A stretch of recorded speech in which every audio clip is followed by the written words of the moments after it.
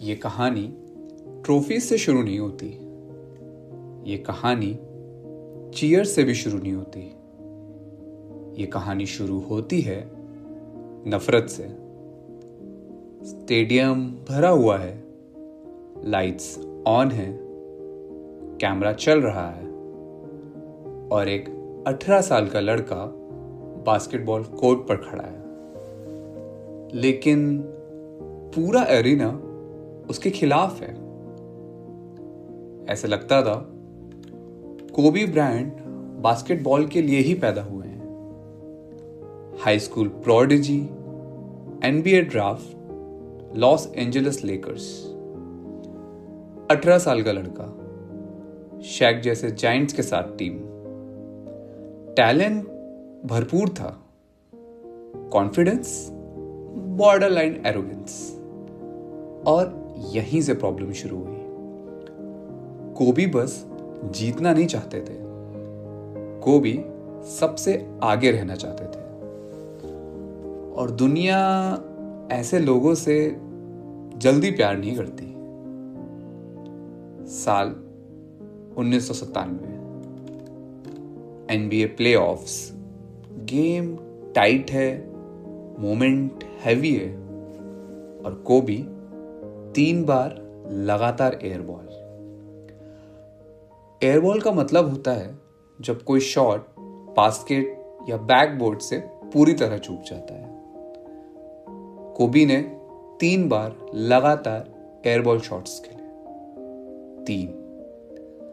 Crowd silent नहीं हुआ, crowd hostile हो गया। न्यूज़पेपर लिखने लगे, over confident kid, too much ego, he cause the game. एक टीनेजर के लिए ये सिर्फ क्रिटिसिज्म नहीं होता, ये पब्लिक रिजेक्शन हो जाता है।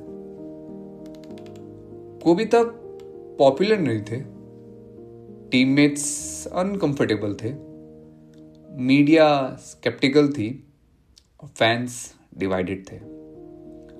और कोबी वो और ज्यादा क्वाइट हो गए। पार्टीज नहीं, इंटरव्यूज बहुत कम और फ्रेंड्स ऑलमोस्ट नन। उन्होंने बाद में बोला था, मैं नहीं चाहता था कि मुझे सब पसंद करें, मुझे बस ग्रेट बनना था। और यहीं से एक डेंजरस ट्रांसफॉर्मेशन शुरू हुई। कोबी ने अपनी पूरी पर्सनालिटी एक चीज में डाल दी, कंट्रोल। कंट्रोल बॉडी पे, तैयारी पे, दर्द पे, इमोशंस पे। फिर वो सुबह 4 बजे का वर्कआउट हो, टूटी उंगली के साथ प्रैक्टिस हो, इंजरीज के साथ खेलना हो, माम्बा स्नेक जैसे एकदम शांत, पेशेंट और लीथल। कोबी की माम्बा मेंटालिटी सिर्फ एक टैगलाइन नहीं थी, वो एक कांस्टेंट सेल्फ इंप्रूवमेंट फिलॉसफी थी, जिसमें हर दिन का वर्क एथिक, प्रैक्टिस और डेडिकेशन को चैंपियन कभी कॉम्प्रोमाइज नहीं करता। माम्बा मेंटालिटी मोटिवेशनल कोट नहीं था, वो कोपिंग मैकेनिज्म था। हाय, मेरा नाम समर है और मुझे स्पोर्ट्स से जुड़ी कहानियां, किस्से और लम्हे पढ़ना, समझना और फिर आप तक पहुंचाना बहुत अच्छा लगता है।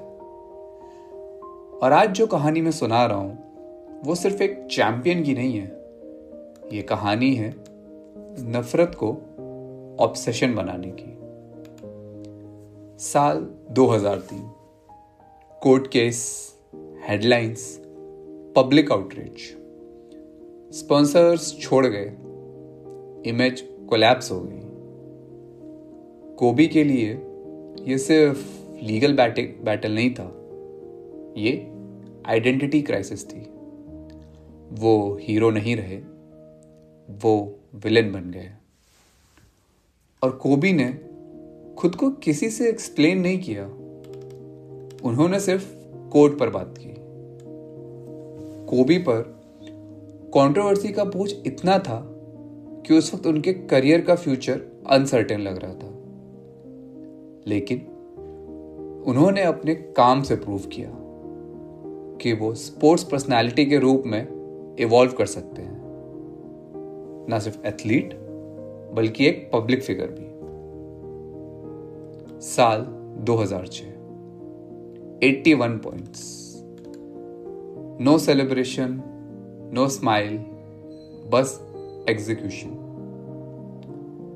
2008 ओलंपिक्स, टीम यूएसए के leader. 2009, 2010 back to back championships. और इस बार चीयर्स आए, लेकिन कोबी के लिए चीयर्स कभी गोल ही नहीं था। गोल था तो सिर्फ कंट्रोल। कोबी सिर्फ इंडिविजुअल परफॉर्मेंस नहीं दिखाते थे, उन्होंने अपने करियर में 5 NBA चैंपियनशिप जीती। साल 2000, 2001, 2002, 2009, 2010, जो उनके एरा डोमिनेंस का प्रूफ है। कोबी ब्रायंट परफेक्ट रोल मॉडल नहीं थे, वो फ्लॉड थे, कोल्ड थे, ऑब्सेसिव थे, लेकिन वो ऑनेस्ट थे। वो ये नहीं कहते थे सब कुछ ठीक हो जाएगा, वो कहते थे पेन इनएविटेबल है और सफरिंग ऑप्शनल। और शायद इसी वजह से लोग उन्हें याद रखते हैं। कोबी ने अपनी पूरी 20 सीजन सिर्फ एक ही टीम लॉस एंजलिस लेकर्स के लिए खेल की, जो मॉडर्न एनबीए में एक रेयर लॉयल्टी स्टेटमेंट था। एनबीए और यूएसए बास्केटबॉल के लिए भी कोबी ने 2 ओलंपिक गोल्ड मेडल्स जीते, 2008, 2012, जो उनकी ग्लोबल बास्केटबॉल इंपैक्ट को डिफाइन करती है। यह सिर्फ एनबीए तक सीमित नहीं था, यह वर्ल्ड स्टेज तक का इन्फ्लुएंस था। कुछ लोग अपने पास से भागते हैं और कुछ लोग उसे अपना वेपन बना लेते हैं। कोबी ब्रायंट उनमें से थे जिन्होंने नफरत को फोकस बना दिया। और ये सब तब हुआ जब कोबी ने अपने रिटायरमेंट के बाद भी क्रिएटिविटी नहीं छोड़ी। उन्होंने अपना अकेडमी अवार्ड डियर बास्केटबॉल के लिए जीता, जो बताता है कि उनका पैशन सिर्फ कोर्ट तक सीमित नहीं था। अगर आपको यह एपिसोड पसंद आया हो तो चैनल पर मेरे बाकी एपिसोड्स भी जरूर सुनिए। और अगर आपको लगता है कि ये कहानी आसानी से डाइजेस्ट नहीं होती तो शायद ये जरूरी भी थी। सब्सक्राइब करिए, जुड़े रहिए। मैं हूं समर और ये था बियॉन्ड द स्कोर कार्ड। मिलते हैं नेक्स्ट एपिसोड में।